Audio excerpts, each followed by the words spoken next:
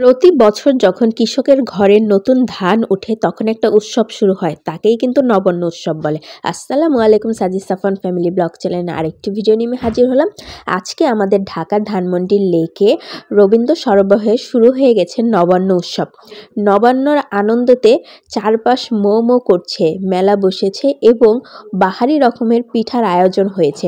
আর এই তো নাগরদোলা, তারপরে চরকা আর বাহারি রকম খেলনায় ভরপুর হয়ে জমজমাট হয়ে চলছে মেলা। আমার তো খুবই ভালো লাগলো। ঘুরতে ঘুরতে পিঠার মহলে চলে আসলাম। প্রথমেই আমার শ্বশুরবাড়ির এলাকার অঞ্চলের পিঠা ফরিদপুর।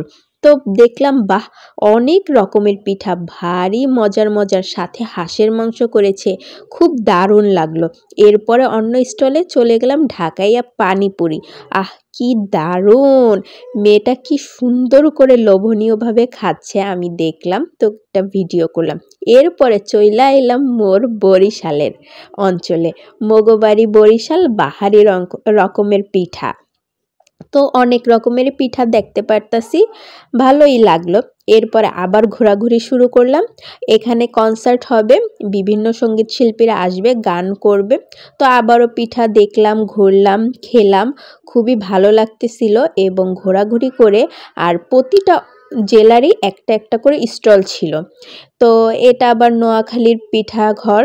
তো এই দেখলাম এই আপুও খুব অনেক রকমের নকশি পিঠা, তারপর তাদের যে ঐতিহাসিক মানে যার যার জেলার যে বিখ্যাত পিঠাগুলা এবং আরও অনেক কিছু নিয়ে তারা হাজির হয়েছে। তো এরপরে এটা খিলগাঁও।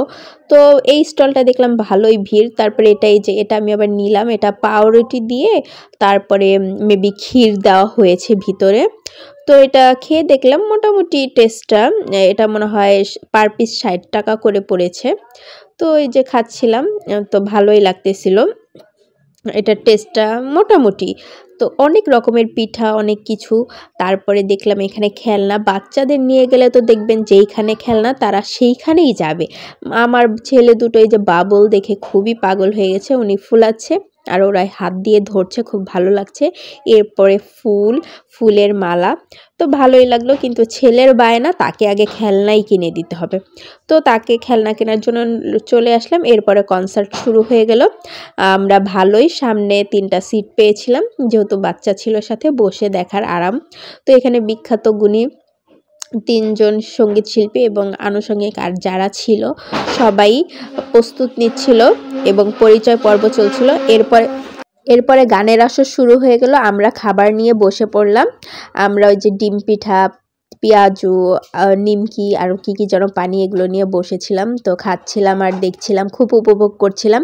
তো খুবই ভালো লাগলো। আরও 3 দিন হচ্ছে, যদি আশেপাশে কেউ থাকেন চলে আসুন। আসসালাম।